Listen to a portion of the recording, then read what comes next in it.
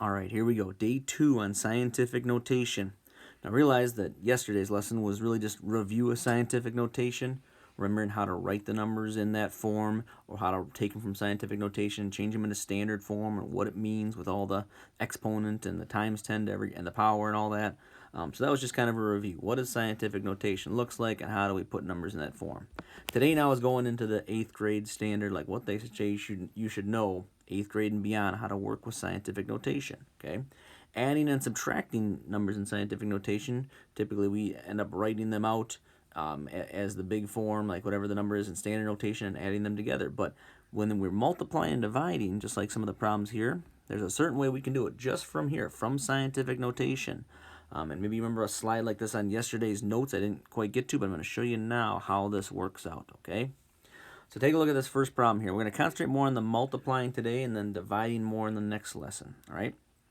But this first problem here says I'm multiplying these two numbers, and they're in scientific notation, right? 2 times 10 to the 5th power and 4 times 10 to the 4th power. Okay, these numbers are in scientific notation. I'm going to multiply them, and I don't have to write them out.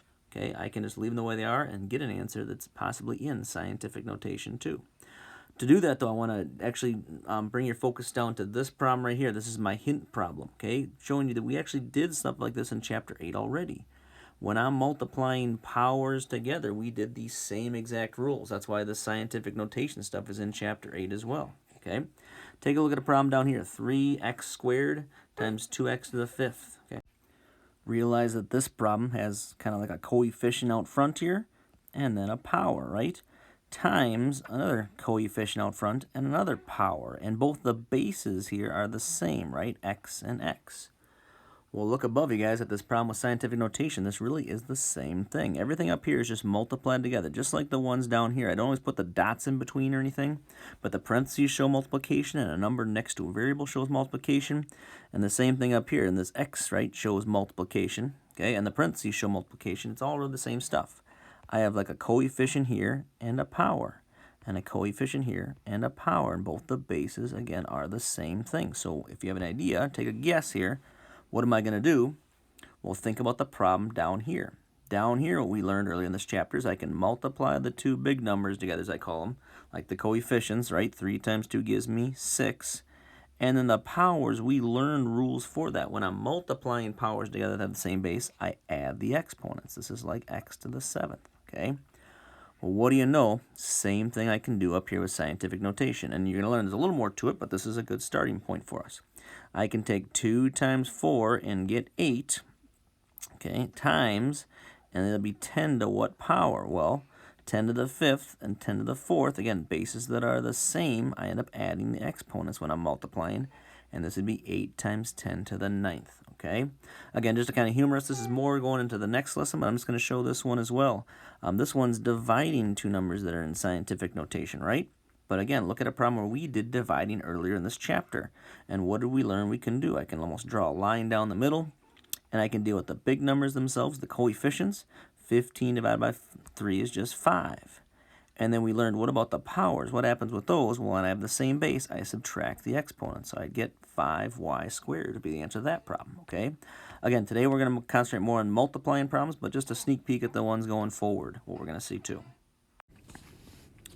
Okay, so going through some more examples on the next slide here, and off to the side I've just got written, again, that original problem. That's the basis of kind of what we've learned already and will help us with the scientific notation numbers today, or the problems today.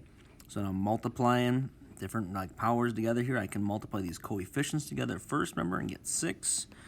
And then the powers, since they have the same base and it's all multiplied together, I can get x to the 7th. So just kind of keep that in mind for how we work with this, okay? Same thing as the first page. Now looking at this page, so these numbers are definitely in scientific notation, right? So I can multiply these two together, 1.5 times 1.1. And some problems today, again, some will require some work, you know, some might not need as much. But maybe this is something where you'd pull it off to the side, and I'll just kind of speed things up for us a little bit. But you do your multiplication, and I think you end up getting 1.65 when you're done multiplying those two numbers together. Okay, but again, there's a little bit of work to show out, at least things to write down, at least your answers to write down. And you'll find there's some other ones too that I'll have to show a little work. But that could be a little bit of the work you show, multiplying those numbers together, and then times 10 to the, what do I do with these powers? I add the exponents. 10 to the 3rd times 10 to the 11th gives me 10 to the 14th. So it should be 1.65 times 10 to the 14th, okay? And that's scientific notation, so we are good, right? Okay, now looking at my next problem, because as we're going to find out, one more thing I haven't shown you yet today is you got to keep an eye on your answers, because sometimes we're going to get numbers that are not in scientific notation, and we'll have to change them at the end. Take a look at this problem. I'm going to start off by multiplying 6 and 2.5 together, right? Let's see here, 6 times 2.5. Again, here could be some of the work you show at some point today. Oops, I want to put a 6 in there. I'm multiplying these together. Bring down the 0, bring up the 3. It looks like I get 15.0. 15, okay? So multiplying 2.5 times 6, I get 15. And then the powers, again, since they have the same base, 10 is the base, I can just add the exponent. So I would get 10 to the 21st. Now, if you circled this or put this in as your answer, you'd be on the right track, but there's one problem with it. This would be wrong, okay? You've done everything correctly in the problem, but here's the only issue. Remember way back from the first lesson, we talked about what scientific notation is. Scientific notation would be a number where the decimal, where we only have one digit to the left of the decimal when we write the first part of the number, okay? Take a look at this. We got 15.0, and again, I could write that 15.0 if you like, or just 15. They're the same. But realize now, what do I have? I have 2 digits to the left of the 0, okay? So this answer is wrong in terms of putting it in scientific notation. That's okay. We've still done everything right, but we now just need to change the number, okay? Now, some people like to remember little rules, okay, that make this work for them. I just like to think of the number itself, okay, and say, okay, well, this number, I would take it, if I was going to write it out in standard form, it'd be times 10 to the 21st. I would have to take the decimal and jump it 21 more places to the right, correct? Well, where does the decimal need to be for this number to be scientific notation? I need to take it and move it one place to the left. It needs to be 1.5 and then times 10 to, well, that's going to change this power, you guys. So now before, I would have moved it 21 times to the right to get it to the correct spot. But now I'm going to move it one more spot. I need to make it 22. It needs to be 22 spots to the right to make it the correct, to get it to the correct spot for that standard form. So this is actually 1.5 times 10 to the 22nd, okay? Some problems today you have to fix like this. And again, here's one where it might help to show a little work and write the answer down, because I may have to change it at the end. You got to look at your answer after you've multiplied and see, is this scientific notation or not? And some you're going to have to change, okay? Right, so let's look at our last slide of examples and see if we run across any more of these cases, and I have a feeling we will. Again, remember, I can multiply the coefficients, and I can add the powers of the exponents. That's our reminder problem over there, and we'll write something else over there in a little bit here to help, okay? Take a look at this first problem. These numbers are in scientific notation, right? 9 and 7, those count as scientific notation. Multiplying those together, I just get 63. And for the powers, I would add the exponent. So I get 10 to the 47th. And this would be good. You've done everything right. Except right now, if you left the answer like this would be wrong because it's not scientific notation. Look, I've got 2 digits to the left of the decimal. The decimal would really be right here after the 63. So I've got to take the decimal, and I've got to move it one spot left, okay? And I'm going to make a little rule here chart in a second, but when you move it one spot left, what happens is you add 1 to the exponent up here. This 47 becomes a 48. Okay, I'm going to write this off to the side here in a second, and you can put it on your note sheet as well. If that helps you, great. Okay, then jot this down in your notes. Okay, so I've written the little rule off to the side over here. Maybe you want to too. I think this would be a big help when you're doing the problems today. So maybe jot this down when you're fixing an answer to make it scientific notation. Again, you don't always have to do this, but when you notice that all of a sudden your answer is not in scientific notation, like some of the examples we're doing here and some of the problems you'll see, then here's the way to fix it, okay? If you have to move the decimal, if when you're done you have to move the decimal left 1, well then add 1 to the exponent, okay? And that doesn't matter whether it's a positive or negative number, think of adding 1, plus 1 to it, okay?